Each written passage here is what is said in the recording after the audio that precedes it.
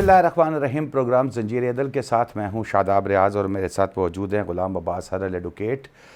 हम सबसे पहले बात करेंगे नाज़रीन सुप्रीम कोर्ट के एक अहम केस से मुतालिक, जिसमें मुख्तलिफ बड़े नाम भी सामने आए। 184(3) से मुतालिक जो है ये केस था, मफादे आमा की पिटिशन जिसको कहा जाता है। काजी फ़ाइज़ ईसा साहब की इस पे एक अपनी लाइन है और वो उस लाइन को क्रॉस नहीं करते, इस पर भी बात करेंगे। और इसके अलावा फिर साबिक़ सदर जनरल परवेज़ मुशर्रफ जो है उनकी सज़ा के ख़िलाफ़ अपील समाअत के लिए मुकर्रर कर दी गई है। 21 नवंबर को चीफ़ जस्टिस काजी फ़ाइज़ ईसा साहब की सरबराही में बेंच जो है वो इस पर समाअत करेगा।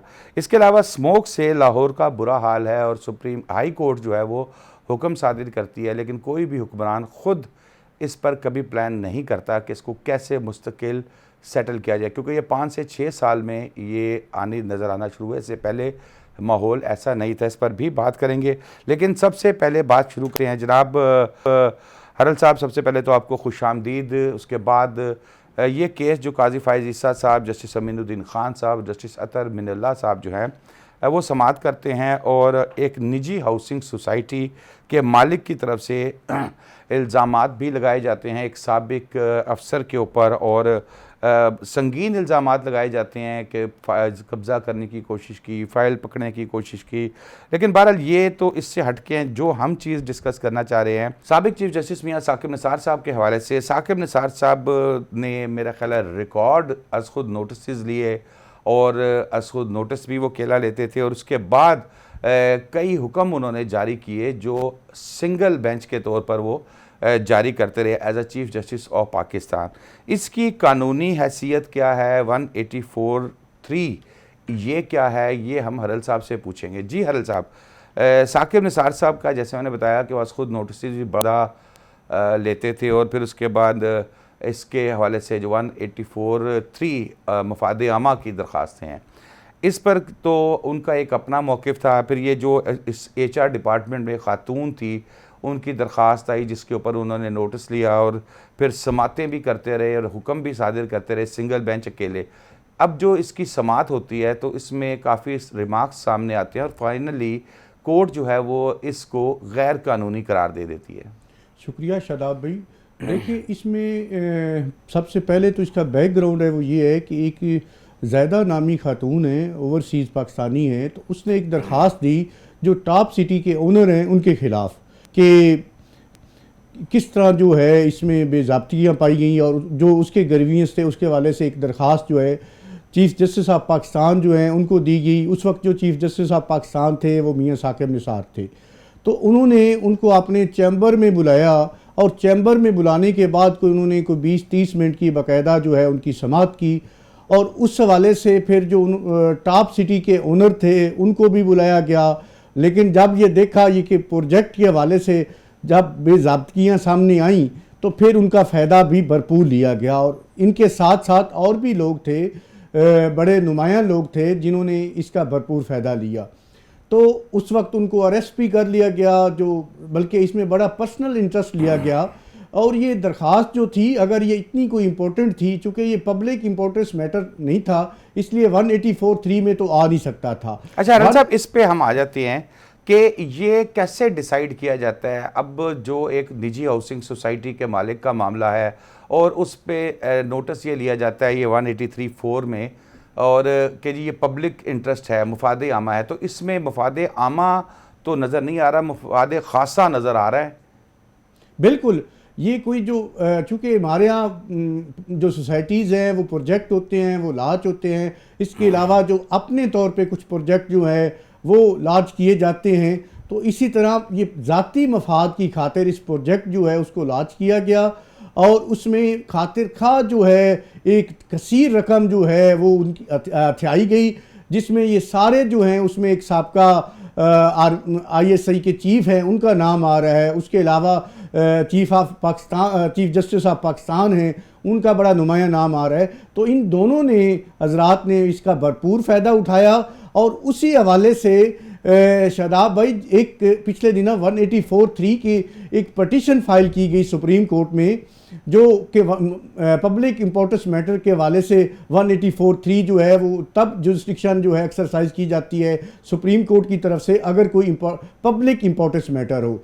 तो वो उसमें 3 रुकनी बेंच ने मौजूदा जो चीफ जस्टिस साहब हैं काजी फैज़ ईसा साहब, उनकी सरबराही में सुना गया और उसको डिस्पोज ऑफ कर दिया गया इस ऑब्जर्वेशन के साथ कि क्योंकि ये पब्लिक इंपॉर्टेंस मैटर नहीं है, अगर कोई आपकी ग्रीवियंस हैं तो आप जो है, चूँकि फ़ौज जो है वो वजारत दिफा के अंडर आती है, तो आप जो है वजारत दिफा में कोई दरख्वास्त दे सकते हैं उनके खिलाफ जो साबका या दीगर मुतल्लिका इदारे, क्योंकि जो दीगर लोग भी थे तो ज़ाहिर है प्लेटफॉर्म दीगर जो हैं वो मौजूद होते हैं। अच्छा, एक चीज़ जो बताएं कि एक पटिशन या एक दरख्वास्त है वो कानून के मुताबिक हम सिविल में डालते हैं, सिविल से एडिशनल सेशन जज, फिर सेशन जज, फिर हाई कोर्ट, फिर इंट्रा कोर्ट, फिर सुप्रीम कोर्ट तक आती है।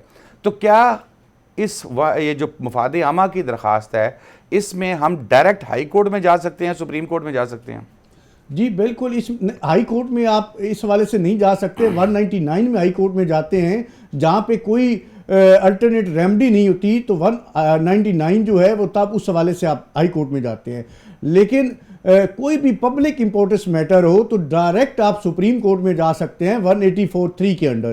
तो इस हवाले से आपने देखा है कि जितने भी पब्लिक इंपॉर्टेंस मैटर थे वो सुप्रीम कोर्ट में जाते गए, लेकिन एक पिछले दिनों एक प्रैक्टिस एंड प्रोसीजर बिल जो है 2023 सुप्रीम कोर्ट का पास किया गया, वो मैं समझता हूँ कि उस बिल की अहमियत यही है जो आप बात कर रहे हैं कि सुप्रीम कोर्ट में ये चीज़ ख़त्म की गई कि वन मैन शो जो पहले चीफ जस्टिस साहब का होता था उसको ख़त्म किया गया और उसकी बादशाहत जो है वो ख़त्म की गई कि पहले तो चीफ साहब जो होते थे वो अकेले फैसला कर देते थे, अगर वो अकेले नहीं भी करते थे तो वो अपनी मनपसंद का कोई बेंच बनाते थे और उसी अपनी मनपसंद का फैसला ले लेते थे। तो अब ये है, ये जो पावर्स हैं इनको रेगुलेट किया गया है कि जो अब मौजूदा चीफ जस्टिस साहब हैं वो अपनी मनपसंद का कोई बेंच नहीं बना सकते, वो कमेटी के सामने जो है ये मामला जो भी होता है वो रखा जाता है और कमेटी जो है वो अब बेंच बनाती है और वो डिसाइड करती है कि कौन सा मामला जो है वो पब्लिक इंपॉर्टेंस का है, मफाद आमा का है या नहीं है। तो अच्छा, ये कमेटी फैसला करती है। बताएं कि जो इससे पहले ये जो जजमेंट आ गई है, इसके बाद जो इससे पहले साकिब निसार साहब या अगर किसी फाजिल चीफ जस्टिस ने जो साबिक हो चुके हैं कोई सिंगल बेंच में कोई इस तरह की प्रोसीडिंग की हो, तो क्या वो तमाम ख़त्म हो गई हैं या उसमें अगर किसी को उन्होंने कोई सज़ा दी, किसी को गिरफ्तार कराया, उनका क्या स्टेटस होगा? देखिए, सिंगल जज का तो कोई वजूद नहीं है। ये कोई अगर आप कंप्लेंट फाइल करते हैं, कोई भी शहरी जो है वो चीफ जस्टिस जो हाई कोर्ट है, चीफ जस्टिस ऑफ पाकिस्तान है सुप्रीम कोर्ट के, उनके नाम खत लिख सकते हैं, कोई उनको अपनी ग्रीवियंस के हवाले से दरख्वास्त जो है दायर कर सकते हैं, लेकिन उसकी जो प्रोसीडिंग है वो बाकायदा कोर्ट में हो सकती है। या तो वो अगर वो चैम्बर में सुने तो फिर उसमें ये होता है कि वो अगर उसमें समझे कोई पब्लिक इंपॉर्टेंस मैटर है तो फिर उसमें बेंच उसको कन्वर्ट करके 184(3) में उसको पटिशन में कन्वर्ट करके उसको वो कोर्ट के सामने वो लगा देते हैं, किसी भी बेंच के सामने। लेकिन खुद वो अकेले जो है उस केस के हवाले से कोई फैसला नहीं कर सकते और ना वो किसी इदारे को डायरेक्शन पास कर सकते हैं, ना वो इस बात के मजाज हैं कि वो डायरेक्शन पास करें या कोई ऑर्डर पास करें। अब यही मैं पूछना चाह रहा हूँ कि अगर कोई इस तरह के मज़ीद ऑर्डर्स किसी शख्सियत के ख़िलाफ़ या कोई ऐसे साकिब साहब ने ही अगर किए हैं बतौर चीफ जस्टिस, तो क्या वो ऑटोमेटिकली कलअदम हो जाएंगे, ख़त्म हो जाएंगे इस ऑर्डर के बाद, या किसी शख्सियत ने अपने ख़िलाफ़ होने वाला ऑर्डर जो हमारी आपकी नॉलेज में नहीं है इस केस के अलावा, तो उसके लिए उसको दोबारा सुप्रीम कोर्ट से रुजू करना पड़ेगा या इसी जजमेंट के सहारे वो ख़त्म करवा सकता है वो मामलात? बिल्कुल, इस जजमेंट के सहारे जो वो ख़त्म करवा सकता है। और अगर उसका कोई इस लेवल का ग्रीवियंस है, जैसे इस केस में ये ऑब्जर्वेशन दी गई कि अगर कोई आपका साबका जो चीफ्स हैं, एक ISI के चीफ रहे हैं साबका और एक चीफ जस्टिस साहब पाकिस्तान रहे हैं, उनका कोई ग्रीवियंस है तो दोनों हजरात के लिए अलग-अलग फोरम है। सुप्रीम जुडिशल काउंसिल जो है वो चीफ जस्टिस साहब पाकिस्तान के लिए है, वहाँ जाके उनके खिलाफ जो है वो चाराजोई की जा सकती है, सूट फॉर डैमेजेस किया जा सकता है। इसी तरह जो साबका चीफ हैं, अच्छा, ये जो साबिक चीफ के खिलाफ भी सुप्रीम जुडिशल काउंसिल से ही रुजू करना पड़ता है? जी बिल्कुल रुजू करना पड़ता है, क्योंकि उन्होंने उस मुद्दत के दौरान वो काम किया और वो एक्ट किया, वो जो भी ऑर्डर किया लीगल या इलीगल जो है, या उन्होंने अपने ओहदे की खिलाफ वर्जी की, उन्होंने मिसकंडक्ट जो है वो मिसकंडक्ट के ज़िम्मे में आए, तो वो सुप्रीम जुडिशल काउंसिल में आला अदलिया के खिलाफ जितने भी कंप्लेंट्स होती हैं वो 209 है आर्टिकल आइन का, उसके खिलाफ जो है आप सुप्रीम जुडिशल काउंसिल में जाना पड़ता है आपको। बिल्कुल ठीक है। अच्छा, अब इसमें उन्होंने ये तमाम चीज़ें तो ये ख़त्म कर दी हैं। उन्होंने कहा है कि भाई आप मुतलका फोरम्स में जाएं। फोरम भी आपने हमारे नाज़रीन को बता दिया कि भाई कैसे होगा। प्रैक्टिस एंड प्रोसीजर बिल की हम बात कर रहे थे, बहुत ज़्यादा इसके ऊपर शोर भी मचा था कि जी ये नहीं होना चाहिए। तो अब तो ये चीज़ें देख के जो हमारे साबिक चीफ जस्टिस साहब करते रहे, देख के लगता है कि ये प्रैक्टिस एंड प्रोसीजर बिल तो बड़ी वक्त की ज़रूरत थी कि वो तमाम इख्तियारात अब सिंगल से निकल के सीनियर 3 जजेस यानी कि इंक्लूड 2 और जजेस के पास चला गया। और अब तो हम शफाफियत को समझ सकते हैं कि रहेगी, लेकिन इससे पहले इस पर भी इतराज़ किया गया था प्रैक्टिस एंड प्रोसीजर बिल पर। बिल्कुल, इस पर काफ़ी, चूँकि हर आदमी की अपनी राय है, तो उसने हर आदमी जो है उस फैसले को अपनी हिसाब से उसकी इंटरप्रिटेशन करता है। अगर किसी को कोई फैसला अच्छा लगता है तो वो समझता है कि ये अच्छा फैसला है, लेकिन कानून और असूल की बात नहीं की जाती। अगर आप कानून और असूल की बात करेंगे तो ये एक बहुत अच्छा फैसला था और इसी हवाले से एक बहुत अच्छा एक्ट पास किया गया। इसमें सुप्रीम कोर्ट की जो पावर्स हैं उनको कम नहीं किया गया, बल्कि उनको रेगुलेट किया गया और सुप्रीम कोर्ट के पास ही ये सारी पावर भी रही। तो इसका जो है समरात आपको ऐसा ऐसा नजर आएंगे, क्योंकि मिस यूज ऑफ पावर जो है वो बहुत ज्यादा होता रहा।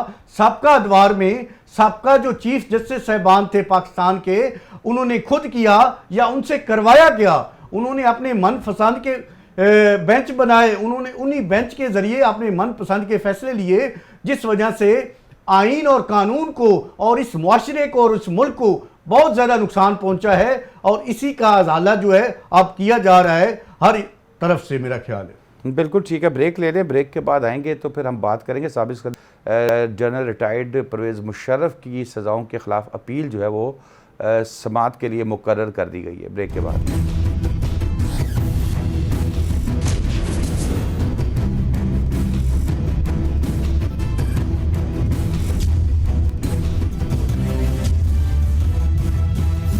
जी हरल साहब, साबिक सदर परवेज़ मुशर्रफ की थोड़ी सी बताएं ना हमारे नाज़रीन को तफसील, क्या सज़ा हुई, किसने सज़ा दी और अब उस पर बेंच बनेगा। तो अब तो वो ख़ुद भी, उनका अल्लाह उन्हें जन्नत नसीब करे, वफ़ात पा चुके हैं, क्या होगा? देखिए, इस हवाले से एक स्पेशल जो है ट्रिब्यूनल जो है वो तश्कील दिया गया।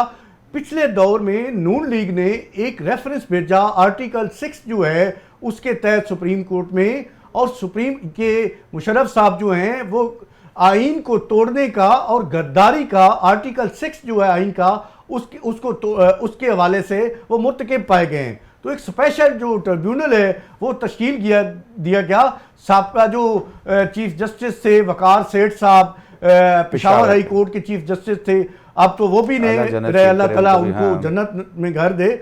लेकिन उनकी सरबराही में एक जज साहब थे हाई कोर्ट के, जस्टिस शहद करीम साहब थे, एक सिंध हाई कोर्ट के जज साहब थे, और वो 2-3 से फैसला आया था। 2 जज साहबान ने इनको सजाए मौत सुनाई थी जो हुक्म दिया था, और एक जज साहब जो है उन्होंने उससे डिसएग्री किया। अच्छा, ये कौन से जज साहब थे जो इनके साथ थे वकार सेठ साहब के?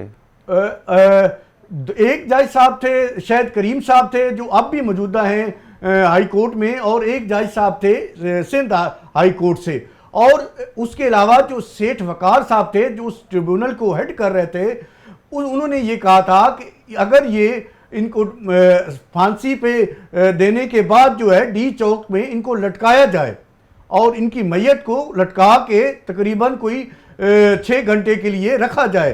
तो उस हवाले से अभी तक जो है वो चूँकि अपील जो होनी थी वो डायरेक्ट सुप्रीम कोर्ट में होनी थी, वो अपील अभी तक पेंडिंग थी। और अभी वो अपील जो है वो फिक्स हुई है। इस केस में एक और भी बात है कि इस केस के हवाले से एक हाई कोर्ट में, आपको भी याद होगा शादाब भाई, कि हाई कोर्ट में रिट पिटीशन फाइल की गई, जो अब सुप्रीम कोर्ट के जस्टिस हैं, जस्टिस मज़हर अली नकवी साहब के पास, कि इस फैसले को कल अदम करार दिया जाए।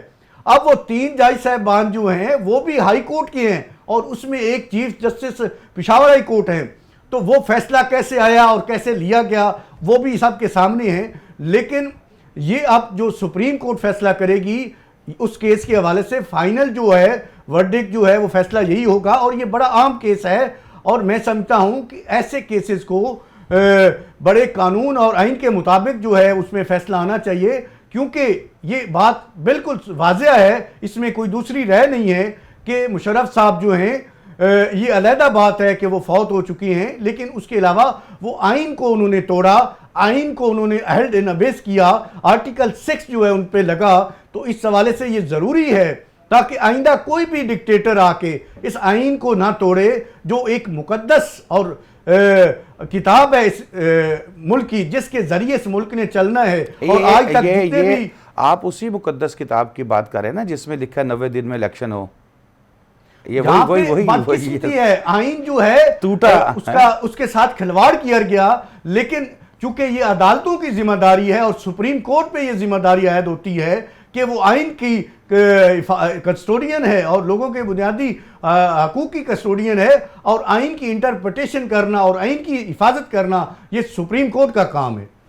अच्छा, इसमें अब आगे क्या होगा? 21 नवंबर को क्या ये पिटिशन जो है वो डिस्पोज ऑफ कर दी जाएगी या इस पे कोई ऑर्डर आ सकता है? किस तरह का ऑर्डर आ सकता है? क्योंकि जो मांगने वाला था, जो अपील कर रहा था, वो तो अब इस दुनिया में रहा ही नहीं।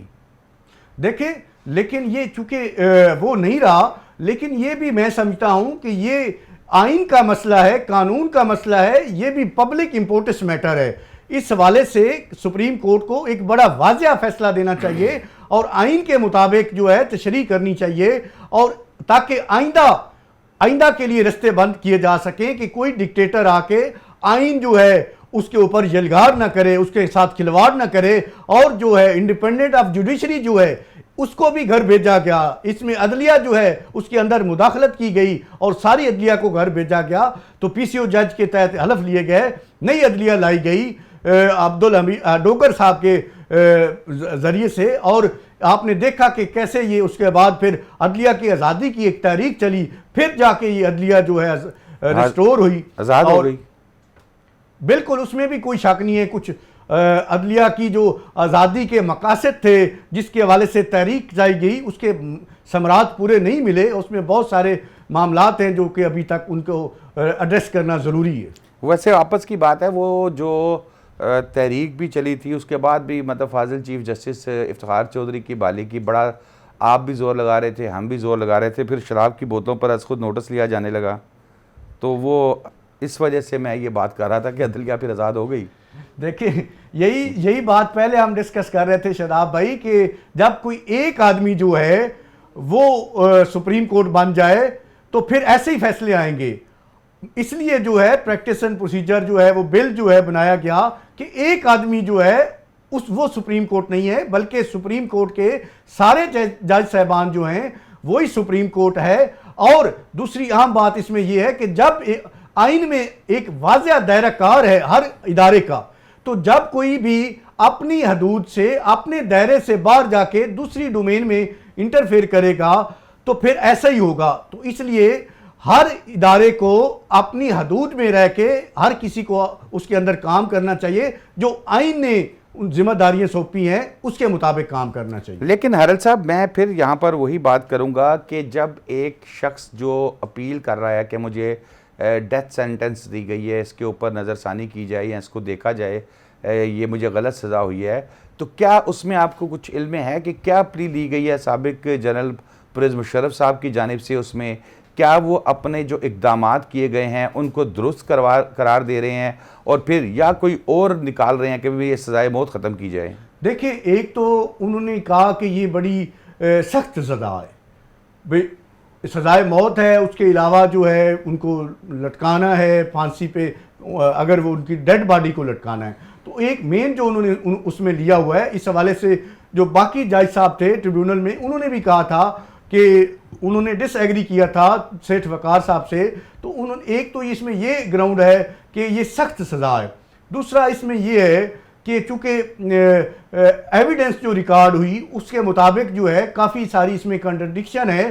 तो मुल्ज़िम जो होता है या मुजरिम जो होता है उसके बाद उस हमेशा जो बेनिफिट ऑफ डाउट है उसका वो फ़ायदा लेने की कोशिश करता है। तो ये जो कंप्लेंट फाइल की गई और जो मुकदमा बनाया गया उसमें जो जितने भी शकूक व शबहात हैं उनका जो फ़ायदा है वो लिया जा रहा है। और आपने देखा है कि ये तो चले केस लग गया है, जुल्फ़कार अली भुट्टो का जो एक जुडिशल मर्डर हुआ था वो भी अभी केस पेंडिंग है।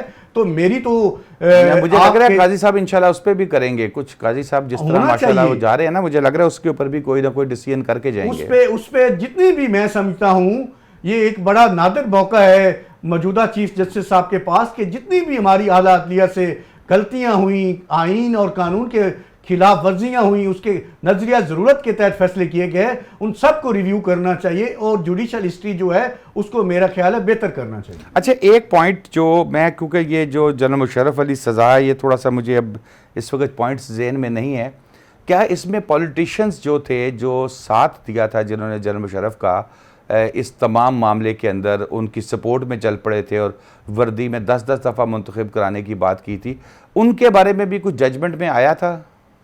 उनके बारे में भी आया था, लेकिन मैं समझता हूं कि अब भी इस सुप्रीम कोर्ट जब फैसला करेगी तो उस हवाले से भी जितने भी जिम्मेदार थे या जो इसमें सहूलतकार थे सबके हवाले से उनका एक तो तयन ज़रूरी है कि उन्होंने क्या उन्होंने किस लेवल तक जुर्म किया और उसके बाद जो है उनको भी सज़ा देना ज़रूरी है। अगर मुशर्रफ को दी है तो जो इसके सहूलतकार थे, जो इस आइन को तोड़ने में शामिल थे और सबको इसमें मैं समझता हूं और तोड़ने के बाद साथ काबीना में शामिल हुए, मेरा ख्याल है उनको भी रखना चाहिए ना, फिर एक ही बंदे पे तो नहीं डालना चाहिए। बिल्कुल, इसमें कोई दूसरी राय नहीं है। जितने भी इसमें शामिल थे, सहूलतकार थे और बाकी जो मददगार थे, सबको सजा देनी चाहिए और सबके साथ यकतरफा जो है वो इंसाफ का असूल होना चाहिए। और बिल्कुल ठीक है। हारिल साहब ब्रेक ले लें, ब्रेक के बाद आके तो स्मोक की सूरत हाल करेंगे जिस पे कोई भी हमारा जो सूबाई हुक्मरान है तवज्जो नहीं देता और ये अल्टीमेटली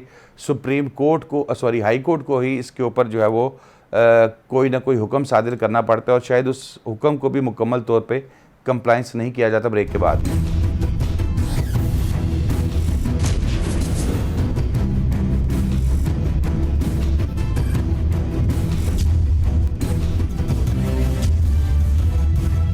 हारिल साहब, जैसे शाहिद करीम साहब का भी हम जिक्र कर रहे थे और यही इसमें भी स्मोक के केस में भी जो है वो वही समाअत कर रहे हैं इसकी।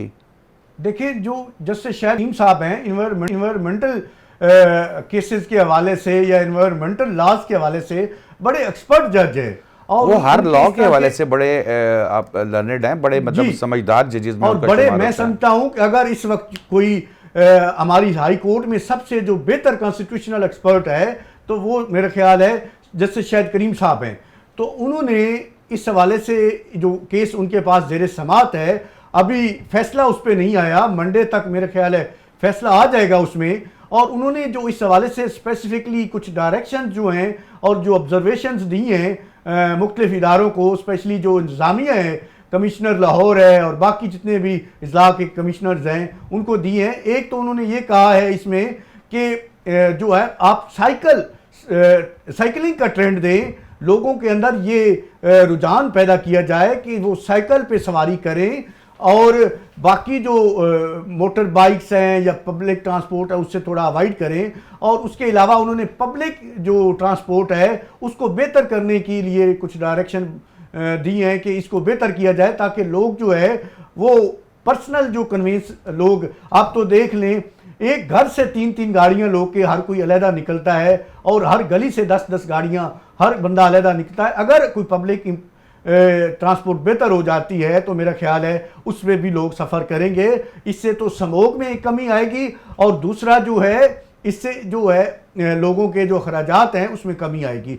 उस हवाले से एक और बड़ी आम बात उन्होंने की, उन्होंने कहा कि जो बाकियात होती हैं मुख्तलिफ देखिए कोई भी फसल, जैसे आजकल पिछले दिनों में चावल की फसल थी, तो उसमें लोग क्या करते हैं, फसल काटने के बाद उसको आग लगा देते हैं और वो धुआं उठता है, उससे इतनी स्मोक बनती है। उसके अलावा जितनी फैक्ट्रियां हैं और जितने प्रोजेक्ट हैं, स्पेशली जितने भी नए प्रोजेक्ट लगते हैं, उस हवाले से आज अक्टूबर से लेकर जनवरी तक शादाब भाई स्मोक जो होती है वो सबसे ज़्यादा होती है। तो उस हवाले से उन्होंने ये कहा कि चूंकि अक्टूबर से लेकर जनवरी तक जितनी भी फैक्ट्रियां हैं उनके नए प्रोजेक्ट जो है वो बंद किए जाएं, ये जनवरी के बाद जो है वो प्रोजेक्ट शुरू किए जाएं। और दूसरा ये इन्होंने पिछले दिनों हुकूमत पंजाब ने एक नोटिफिकेशन किया। अब देखें मार्केट्स वगैरह तो खुल रही हैं लेकिन स्कूल बंद है, चले कुछ ना कुछ इस पे जो ट्रांसपोर्ट है उसमें उसका बर्डन कम हुआ है, उसमें कमी आई है बाहर चलने में, उसमें स्मोक में भी कमी आई है। और दूसरा इनको बड़े इस हवाले से सख्त कानून जो है, कानून ऑलरेडी मौजूद है, मसला ये है कि उनके ऊपर इम्प्लीमेंटेशन नहीं है। इम्प्लीमेंटेशन किसने करनी होती है? हमारे इदारों ने। और बदकिस्मती ये है कि हमारे इदारे जो हैं वो सोए हुए हैं, अदलिया जो है मुदाखलत करती है, तब जाके ये इदारे जो हैं इनके कानों पे जूं रुकती है और कुछ फिर करने का नाम लेती है। मैं यही तो बात कर रहा हूँ कि देखिए फिर हम कहते हैं जुडिशल एक्टिविज्म और ये सारा कुछ, लेकिन ये बेसिकली काम ये पिछले 5 से 6 साल के अंदर स्मोक आई है। उस्मान बुज़दार साहब भी सीएम रहे और कुछ अरसा ये अब मोहसिन नकवी साहब भी कुछ अरसे से हैं यहाँ पर, और इससे पहले भी जब ये स्मोक थी तो शहबाज शरीफ साहब वज़ीर आला थे। तो कुछ इसके ऊपर कोई ऐसा क्यों नहीं किया गया कि इसके ऊपर कंट्रोल किया जाए, या कोई ऐसा सिस्टम ही नहीं है जिस पे कंट्रोल किया जा सके? बदकिस्मती है हमारे मुल्क की कि हमारे यहाँ कोई पॉलिसी नहीं है, कोई पॉलिसी नहीं है। यहाँ पे जो भी आता है, उस्मान बुज़दार साहब का नाम लिया आपने, मुझे तो काफ़ी अरसे से उसका नाम आज सुनने को मिला है, हालांकि मेरा भी बड़ा दिल कर रहा था उनका नाम दाएं बाएं लोग हैं उनके खिलाफ जो है सारा मीडिया जो है वो चैनल्स पे उनकी करप्शन के किस्से और कहानियां जो है दास्तानें चली हुई हैं। लेकिन उस वक्त जो वजीर आला थे वो उस्मान बुज़दार थे, उनका कोई नाम ही नहीं लेता। ये मेरा ख्याल है आपको ज्यादा पता होगा। मैंने याद दहानी करवाई है, अगले 3 से 4 दिन में तमाम चैनल्स उस्मान बुज़दार का नाम लेंगे और भरपूर तरीके से लेंगे। ये मैं आपको एक ब्रेकिंग न्यूज़ दे रहा हूँ। ये बड़ी आम ब्रेकिंग न्यूज़ है और मैं समझता हूँ कि होना भी चाहिए, क्योंकि उस्मान बुज़दार ने सारे फ़ायदे लिए हैं और उस वक्त वज़ीर आला थे, चलें और लोगों ने ज़्यादा लिए, वो डमी वज़ीर आला थे, लेकिन साइन तो उनके होते थे। एनीवे ये देखिए शादाब भाई, जो भी कोई इस मुल्क के मसाइल हैं वो हल तब होने हैं जब भी आप आईन और कानून के मुताबिक इस मुल्क को चलाएंगे। आप इस जो 25 करोड़ आवाम है, इस मुल्क की किस्मत का फैसला जो है इस आवाम को करने देंगे, जो बदकिस्मती से अभी तक नहीं करने दिया जा रहा। अगर कोई मुंतखब नुमाइंदे आएंगे जिनको वाकई अवाम मुंतखब करती है, तो फिर तो मैं समझता हूं कि इस अवाम की मसाइल का भी कोई सोचेगा। अगर किसी ने इख्तियारात और पावर पॉलिटिक्स के लिए आना है तो फिर अवाम बेचारी ऐसे ही रुलती रहेगी, उनका कोई पुरसाने हाल नहीं होगा और गरीब अवाम जो है वो बेचारी महंगाई और बेरोज़गारी की चक्की में और इसी तरह की स्मोक और बीमारियों में, आप अपने अस्पतालों का हाल देख लें, वहाँ भी कोई हाल नहीं है। इसलिए तो ये प्राइवेट अस्पतालों में लोग चले जाते हैं, इतनी महंगी अद्वियात हो गई हैं। यही नून लीग जो है पिछले अदवार में रोना रोती थी कि लोग अपनी अद्वियात वालदैन के लिए नहीं ले सकती, तो इतनी महंगाई हो गई है। और गैस जो है उस इस लेवल तक 114% उसमें इजाफा कर दिया गया। देखिए, जहां आप बात करते हैं जी आइन की वायलेशन हुई, जनरल मुशर्रफ ने आइन तोड़ा, आपका वही आइन कहता है कि जो हेल्थ और एजुकेशन है ये हर शहरी का फंडामेंटल राइट है, बुनियादी हक है जो प्रोवाइड करना स्टेट की जिम्मेदारी है। लेकिन उसी आइन में जब ये लिख दिया जाता है और आपकी सबसे बड़ी इंडस्ट्री इस वक्त एक हेल्थ से रिलेटेड प्राइवेट हॉस्पिटल्स, जिस तरह अभी आपने उनका जिक्र किया, एजुकेशन, क्या आप बात करते हैं। चले बहरहाल आज के लिए इतना ही। नाज़रीन, आइंदा जुमे नए टॉपिक्स के हाजिर होंगे। शादाब रियाज को इजाज़त दीजिए।